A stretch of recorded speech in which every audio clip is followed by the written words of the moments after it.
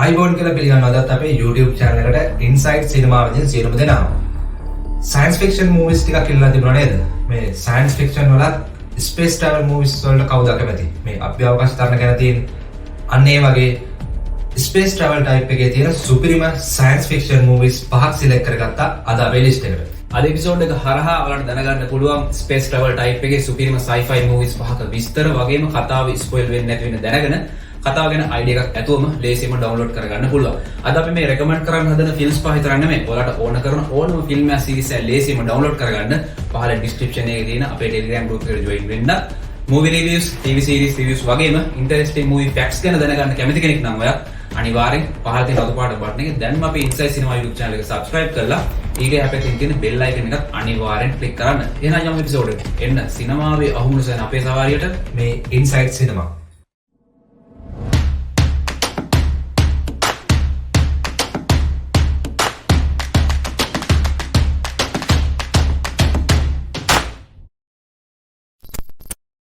අපේ ලිස්ට් එකේ පස්වෙනි ෆිල්ම් එක විතර අපි සිලෙක්ට් කරගත්තේ 2013 රිලීස් වුණ එලිසියම් ෆිල්ම් එක. මේ ෆිල්ම් එක IMDb 6.6ක් අරගෙන තියෙනවා.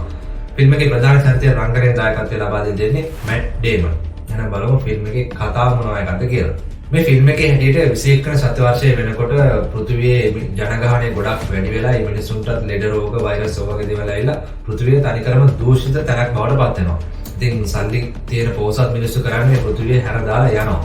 ඉතින් ඒ කට්ටිය මේ විදිහට යන්නේ මේ කෘත්‍රිම පරිසරයක් තියෙන සැප පහසුකම් ගොඩක්ම තියෙන එලිසියම් කියන ස්පේස් ස්ටේෂන් එකට. ඉතින් මේ පෘථිවියේ ඉන්න මිනිස්සුත් කොහොම හරි try කරන්නේ අර ස්පේස් ස්ටේෂන් එකට යන්න. ඉතින් මේ කට්ටිය ස්පේස් ෂිප් පාවිච්චි කරලා කොහොම හරි ඒකට යන්න try කරාට ඒකට ගොඩ බාන්නත් කලින්ම ඒවා ඒ ස්පේස් ෂිප්ස් විනාශ කරලා දානවා. මොන ක්‍රමයක් හරි දාලා ගොඩ බෑවා ඒ කට්ටිය කොහොම හරි එතනින් පිටුහල් කරලා දානවා. ඉතින් මේ එලිසියම් වලට යන්න පුංචි කාලේ නම් හීනමාන කෙනෙක් තමයි මැක්ස් කියන්නේ. ඉතින් මැක්ස් කියන්නේ කවය කාර් හොරකම් කරලා හිරේ ගිහින් දැන් හොඳ මිනිහෙක් විදිහට ජීවත් වෙන්න උත්සාහ කරන දැන් මේ විද්‍යා කර්මාන්ත ශාලාවක වැඩ කරන සාමාන්‍ය සේවකයෙක්. ඉතින් මෙයාට කාලයක් යද්දි හම්බෙනවා ෆ්‍රේ කියලා කෙනෙක්. මේ ෆ්‍රේගේ දුවට ලියුකේමියා හැදිලා දැන් එයාගේ දුව බොහොම අසාත්මික තත්වයක ඉන්නේ. අසාධ්‍ය තත්වයක ඉන්නේ. ඉතින් මේ අතරදී මැක්ස්ටත් ලොකු කරදරයක් වෙනවා. එයා වැඩ කරන කර්මාන්ත ශාලාවේදී තමයි මේ කරදරේ වෙන්නේ. එතන වෙන ඇක්සිඩන්ට් එකක් මොකුත් කියන්නේ නැහැ. හැබැයි ඒකෙන් වෙන්නේ මැක්ස්ව විකිරණ වලට නිරාවරණය වෙනවා. ඉතින් එයාට සෑහෙන අමාරු වෙනවා. එතනදී ඊට පස්සේ ડોක්ටර්ස්ලා මෙයාට කියනවා ඔයාට තව ජීවත් වෙන්න තියෙන දවස් 5යි කියලා. හැබැයි ડોක්ටර්ස්ලා තව දෙයක් කියනවා. ඔයා එලිසියම් වලට ගියොත් එහි තියෙන වෛද්‍ය පහසුකම් එක්ක ඔයාට මේ තත්ත්වය සමනය කරගෙන දැන් මේ තියෙන තත්ත්වය යටපත් කරගෙන ඔයාට ඉස්සරහට හොඳට ජීවත් වෙන්න පුළුවන් කියලා. ඉතින් අපි කිව්වා කලින් ෆිල්ම් එක පටන් ගද්දිම මේ එලිසියම් කියන තැනට මේ සාමාන්‍ය පෘථිවියේ ඉන්න කෙනෙක්ට යන්න බෑ.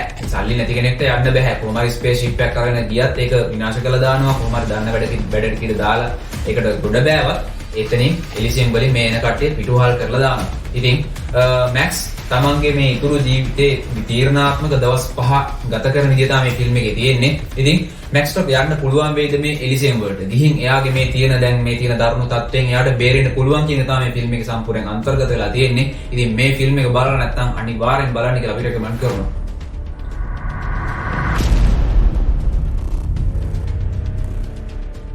අපේ ලිස්ට් එකේ හතරවෙනි ෆිල්ම් එක විතර අපි සිලෙක්ට් කරගත්තේ 2013 රිලීස් වුණ Gravity ෆිල්ම් එක. මේ ෆිල්ම් එක IMDb 7.7ක් අරගෙන තියෙනවා. ෆිල්ම් එකේ ප්‍රධාන චරිතය රංගනයේ දායකත්වය ලබා දෙන්නේ ඔස්කාර් සම්මානලාභී සැන්ඩ්‍රා බුලොක්. එහෙනම් බලමු ෆිල්ම් එකේ කතාව මොනවද කියලා. මේ ෆිල්ම් එකේ කතාවේ නායිකාව වෙන්නේ රයන්.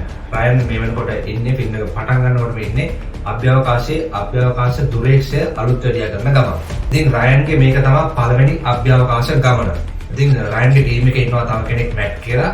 මේ මැට් කරන්නේ රයන් ළඟම ජෙට් පැක් එකක් දාගෙන මේ අවට සැරිසරන ගමන් තමයි ඉන්නේ. ඉතින් ටිකක් වෙලා ගියාට පස්සේ මැට් එනවා රයන් උදව්වට. යාවට පස්සේ දෙන්න පොඩි චැට් එකක් දාගෙන අලුත් දෙයක් කටයුතු කරනවා. ඉතින් හිටි හැටි මේ දෙන්නට නොසිතූ දෙයක් සිද්ධ වෙනවා. ඒ තමයි මේ දෙන්නට එනවා රේඩියෝ ඇමතුමා. ඇවිල්ලා කියනවා රේඩියෝ ඇමතුමා හරහා කියනවා මෙහෙමයි රුසියානුවන් විසින් සැටලයිට් එකක් පුපුරලා දාලා තියෙන්නේ. ඒ නිසා ඉක්මනටම අභ්‍යවකාශ මධ්‍යස්ථානට එන්න කියලා.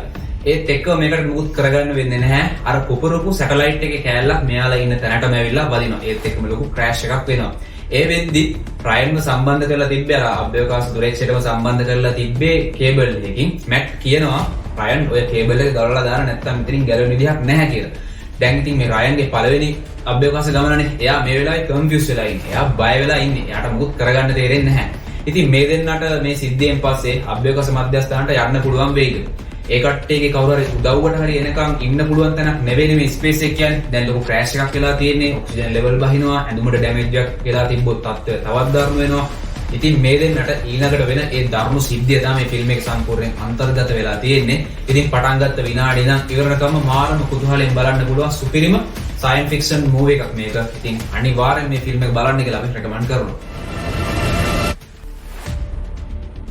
අපේ ලිස්ට් එකේ තුන්වෙනි ෆිල්ම් විදිහට අපි සිලෙක්ට් කරගත්තේ 2009 රිලීස් වුණ මූන් ෆිල්ම් එක. මේ ෆිල්ම් එක IMDb 7.8ක් අරගෙන තියෙනවා. වැඩි විශ්ස නැතුව ෆිල්ම් එකේ කතාව මොනවද කියලා බලමු. පෘථිවිය ඇති වෙලා තියෙන බලශක්තිය අරුපුදේට මේ ෆිල්ම් එකේ හැටියට හඳෙන් බලශක්තිය ගන්න පුළුවන් ක්‍රමයක් හදලා තියෙනවා. ඉතින් මේ විදිහට මේ බලශක්තිය ගන්න නම් මේ හඳේ හදලා තියෙන මධ්‍යස්ථානයක ගගනගාමී නැවතිලා කටයුතු කරන්න ඕනේ. ඉතින් මේ ගගනගාමී අවුරුදු 3ක ගිවිසුමකට තමයි හඳට යන්නේ. ඒ විදිහට අවුරුදු 3 ගිවිසුම ඉවරනාට පස්සේ තමයි යාට අපෝ පෘථිවියට එන්න පුළුවන්කම තියෙන්නේ. ඉතින් අන්න ඒ වගේ අවුරුදු 3 කොන්ට්‍රැක්ට් එකට හඳේ ඉන්න හඳේ ඉඳන් අර මධ්‍යස්ථානයේ වැඩ කටයුතු බලා ගන්න ගියපු ගගනගාමියෙක් තමයි සෑම් කියන්නේ. එයා දැන් අවුරුදු 3 කොන්ට්‍රැක්ට් එක ඉවරලා ගෙදර එන්න ආපහු සති දෙකක වගේ පුංචි කාලයක් තමයි තියෙන්නේ. මෙයාගේ වැඩවලට උදව් වෙන ගර්ටි කියලා තව රොබෝ කෙනෙකුත් ඉන්නවා. ඉතින් මෙයා දැන් ගොඩක් බලාපොරොත්තු තියාගෙන ඉන්නේ ගෙදර යන එක ගැන. මොකද එයාගේ වයිෆ් උදුවයි නැති නිසා මෙයා ගොඩක් පාළුවෙන් ඉන්නේ. ඉතින් ගෙදර දැන් අවුරුදු 3ක කොන්ට්‍රැක්ට් එක ඉවරලා ගෙදර යන්න ඔන්න මෙන්න මේ තියෙන අවස්ථාවකදී සෑම්ට ඇක්සිඩන්ට් එකක් නමේගේ ලොකු අනතුරක් සිද්ධ වෙනවා. ඒ අනතුරත් එක්කම සෑම්ට මුණ ගැහෙනවා මේ හඳේදී තවත් කෙනෙක්. ඉතින් සෑම්ට වුණ ඒ අනතුර මොකක්ද? ඉතින් සෑම්ට මුණ ගැහුනේ කවුද? දැන් ඉතින් මෙයා ගොඩක් බලාපොරොත්තුෙන් හිටපු විදියට මෙයාට සති දෙකක කාලය ඇතුළත මෙයාට ගෙදර ය아가න්න පුළුවන් වෙයි. ඉතින් මේ ගැන දැනගන්න අනිවාර්යෙන් මේ ෆිල්ම් එක බලන්න. කවුරුත් හිතන්නේ නැති විදිහේ දරුණු එන්ඩ් එකකුත් මේ ෆිල්ම් එකේ තියෙනවා. ඉතින් මේ ෆිල්ම් එක ඔයාලගේ වොච් ලිස්ට් එකට ඇඩ් කරගන්න කියලා විශ්වාස කරනවා.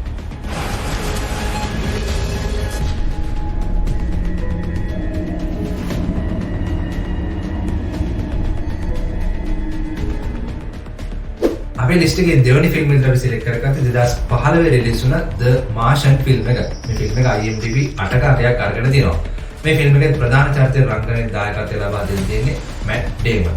එහෙනම් බලමු මේ ෆිල්ම් එකේ කතාව මොනවද කියලා. මේ ෆිල්ම් එකේ කතාව පටන් ගන්න අඟහරු වලට ගවේෂණයක් සඳහා ගියපු අජටාකාශගාමීන්ගේ මෙහෙයුමකින්. ඉතින් මේ කට්ටිය මේ මෙහෙයුමේ දැන් ඉන්නේ අවසාන හරිය. මෙයාලා මේ ගවේෂණය කරන හරියේ එකපාරටම ලොකු කුණාටු තත්ත්වයක් ඇති වෙනවා. ඉතින් මේ නිසා NASA ආයතනය තීරණය කරනවා මේ කට්ටිය ආපහු කැඳවන්න. ඉතින් ඒ වෙලාවේ කවුරුත් නොහිතපු දෙයක් තමයි එතන සිද්ධ වෙන්නේ. ඒ තමයි මේ කුණාටුවත් එක්කම කොහෙන්ද ආපු මේ ඩ්‍රම් එකක් වගේ කොටසක් එතන හිටපු එක ටීම් එකේ කෙනෙක්ගේ වදිනවා. එයාගේ නම මාක්. ඒත් එක්කම මාක් අර කුණාටුව ඇතුළටම ඇදීගෙන යනවා. ඉතින් ටීම් එකේ අනිත් අය හිතුවේ මාක් මැරුණා තමයි කියලා. මොකද මාක් ඇදලා ගියේ අර කුණාටුව පැත්තටම. අනික මෙයාලට ටීම් එකේ අනිත් කට්ටියට මෙයා ආපහු එනකන් කියලා හරි තව ටික වෙලාවක්වත් ඉන්න විදිහක් නැහැ. මොකද මේ කුණාටු තත්ත්වයක් එක්ක මෙයාලා ඒ වෙලාවෙම පිටත් උනේ නැත්තම් එයාලගේ ජීවිතේත් අනුතුරේ. ඒ නිසා ඒ කට්ටිය මාක් මැරුණා කියලා හිතාගෙන එතනින් යානෙන් පිට වෙලා යනවා. පස්සේ මාක්ට ආපහු ඇහැරෙනවා. මේ කුණාටු තත්ත්වය පොඩ්ඩක් පහව ගියාට පස්සේ මෙයා ඇහැරෙනවා. ඊට පස්සේ මෙයාට තේරෙනවා මෙයාගේ ටීම් එකේ අනිත් කට්ටිය එයාව දාලා යානෙන් පිටත් වෙලා ගිහින් කියලා. දැන් මාක් මේ අඟහරු ලෝකයේ මත දැන් තනි වෙලා. එයාට ආපහු යන්න විදිහක් නැහැ. NASA එක නෙමෙයි වෙන කවුරුත් එක්කවත් කමියුනිකේට් කරන්න විදිහක් නැහැ. ඒ විතර නෙමෙයි මෙයාට දැන් කන්න කෑමක් නැහැ. ඉතින් මේ වගේ තත්ත්වයක් උඩ මාක්ට පුළුවන් වේද එයාගේ ජීවිතේ බේරගන්න. ජීවිතේ බේරගන්න විතරක් නෙමෙයි එයාට ආපහු යන්න පුළුවන් වේද. ඉතින් එයා ඒ වෙනුවෙන් කරන කැපකිරීම තමයි මේ ෆිල්ම් එකේ සම්පූර්ණයෙන් අන්තර්ගත වෙලා තියෙන්නේ. සර්වයිවල් ටයිප් එකේ space travel science fiction film එකක් මේක. බලලා නැත්නම් අනිවාර්යෙන් බලන්න කියලා අපි highly recommend කරනවා.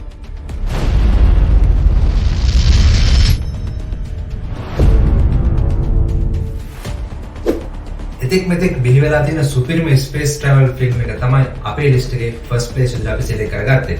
ෆිල්ම් එකේ නම ඉන්ටර්ස්ටෙලර්. 2014 තමයි ෆිල්ම් එක රිලීස් වෙලා තියෙන්නේ. මේ ෆිල්ම් එකට IMDb 8.6ක අගයක් ලැබිලා තියෙනවා. ඉතින් මේ ෆිල්ම් එක අධ්‍යක්ෂණය කරන්නේ සුපිරි අධ්‍යක්ෂක ක්‍රිස්ටෝෆර් නෝලන් විසින්. එහෙනම් බලමු මේ සුපිරි ෆිල්ම් එකේ කතාව මොනවද කියලා. ෆිල්ම් එකේ මුලින්ම පෙන්වන මිනිස්සුන්ගේ අත්අනෝමතික ක්‍රියා නිසා විනාශ මුඛයට ගිය පෘථිවිය. ඉතින් මිනිසුන්ට නිතර ලෙඩ රෝග හැදෙනවා. කිසිම ගහක් කොළක් වෙන්නේ නැහැ. එමණ එකම ශාකය වෙන්නේ බඩේරළු විතරයි. ඉතින් මේ නිතර පෘථිවියට වෙලිකුණාටුත් එනවා. ඉතින් මේ නිසා මිනිසුන්ට සුසනාබාධ වලට මුහුණ දෙන්න සිද්ධ වෙලා තියෙනවා. ෆිල්ම් එකේ ප්‍රධාන චරිතය කූපර් ජීවත් වෙන්නේ එයාගේ දුවයි පුතයි තාත්තයි එක්ක. කූපර්ගේ දුවගේ නම මර්ෆ්ට පොඩි ප්‍රශ්නයක් තියෙනවා. පොඩි කිව්වට පොඩිමත් නැහැ. ඒ ප්‍රශ්නය තමයි මර්ෆ්ගේ කාමරේ තියෙනවා පොත්‍රාක්කයක්. මේ පොත්‍රාක්කේ ළඟ එක එක විදිහ අద్భుත සිද්ධි වෙනවා. උදාහරණයක් විදිහට මර්ෆ් දකිනවා මේ පොත්‍රාක්කේ නිකම්ම ඉබේම පොතක් බිමට වැටෙනවා. ඉතින් මෙන්න මේ වගේ අద్భుත සිද්ධි වෙනවා. මර්ෆ් විශ්වාස කරන්නේ මේක මොකක් හරි අద్భుත බලවේගයක් නැත්නම් අමනුෂ්‍ය බලවේගයකින් සිදු කරන දෙයක් කියලා. ඉතින් මේ ගැන මෙයා තාත්තට කියනවා කූපර්ට කියනවා. ඒත් කූපර් මේක විශ්වාස කරන්නේ නැහැ. මොකද කූපර් කියන්නේ කලින් හිටපු දක්ෂ ගුවන් නියමුවෙක් වගේම NASA එකේ කලින් වැඩ කරපු ගගනගාමියෙක්. ඉතින් එයා විද්‍යාව කියන දේ ලොකුට විශ්වාස කරනවා. එයා මේ නොපෙනෙන බලවේග වගේ ඒ වගේ දේවල් විශ්වාස කරන්නේ නැහැ. ඒත් එක දවසක් මර්ෆ් මේ කූපර්ට කියපු එක සිද්ධියක් කූපර්ට අත්විඳින්නම හම්බ වෙනවා. ඒ කියන්නේ එයාත් දකිනවා මේ පොතක් මෙතනින් බිමට වැටෙනවා සහ මේ වැලි කුණාටුවක් ආපු වෙලාවක ජනේලේ ඇරලා තිබුණ නිසා දූවිලි අමුතු රටාවකට බිම හැදිලා තියෙනවා කූපර් දකිනවා. ඉතින් කූපර් මුලින්ම ෂොක් වෙන එක දැක්කහම මොකද මේ කුණාටු වෙලාවක ජනේලයක් ඇරලා තිබීම නිසා මේ වගේ දූවිලි රටාවක් ඇති වෙන්න කිසිසේත්ම විදිහක් නැහැ කියලා කූපර්ට හොඳටම තේරෙනවා. ඊට පස්සේ කූපර් මේක නිරීක්ෂණය කරනවා මොකක්ද මේ රටාව කියලා. ඊට පස්සේ කූපර් හොයාගන්නවා මොකක්ද. අපි එතනින් එහාට කතාව මොකුත් කියන්න යන්නේ නැහැ. දැන් ෆිල්ම් එක බලමු නැති කෙනෙක් නම් ඔයාලට හිතෙන්න පුළුවන් කොහොම මේක ස්පේස් ට්‍රැවල් නෑනේ මේක මේ විනාශ මුඛයේ ගිහපු පෘථිවියක් ගැන මේක තියෙන්නේ කියලා. ඒ ගැන කියන්න ගියොත් ෆිල්ම් එක සම්පූර්ණයෙන් ස්පොයිල් වෙනවා. ඒ නිසා අපි කතාව මෙතනින් එහාට මොකුත් කියන්න යන්නේ නැහැ. ඉතින් අර විදිහේ අద్భుත දේවල් සිද්ධ වෙන්නේ කොහොමද? ඒක මේ මර්ෆ්ගේ කාමරේම විතරක් වෙන්නේ ඇයි? එතකොට අපි අර කිව්වා කූපර් අමුතු රටාවක් හොයාගත්තා කියලා. මොකක්ද මේ රටාව? ඒකෙන් පිළිඹුනේ මොකක්ද? ඉතින් ස්පේස් ට්‍රැවල් ෆිල්ම්ස් වලින් ඉන්ටර්ස්ටෙලර් තමයි නම්බර් 1. ඒ නිසාම තමයි අපේ ලිස්ට් එකේ නම්බර් 1 විදිහට අපි මේ ෆිල්ම් එක සිලෙක්ට් කරගත්තේ. තවමත් ඉන්ටර්ස්ටෙලර් බලලා නැත්නම් අනිවාර්යෙන් බලන්න කියලා අපි මේ ෆිල්ම් එක highly recommend කරනවා. We'll find a way. We always have.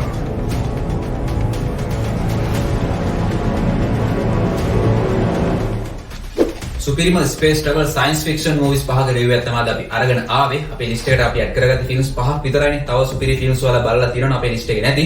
ඒ වගේ නම් ටික පහලින් කමෙන්ට් එකක් දාගෙන යන්න යාළුවන්ට දැනගන්නත් එක්ක.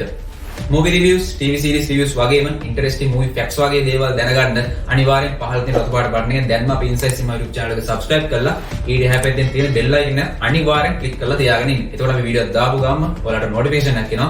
ඒ හරහා අපේ videos ඉක්මනටම බලන්න ඔයාලට ලේසි වෙනවා. ඉතින් අද අපේ episode එක කොහොමද? ඒ ගැනත් comment එකක් දාලා like කරලා share කරන්න අමතක කරන්න එපා. ඔව් අපි මේ කතා කරන ෆිල්ම් සීරීස් විතරක් නෙමෙයි. ඕනම ෆිල්ම් එකක් සීරීස් එකක් download කරගන්න join වෙන්න අපේ Telegram group එකට.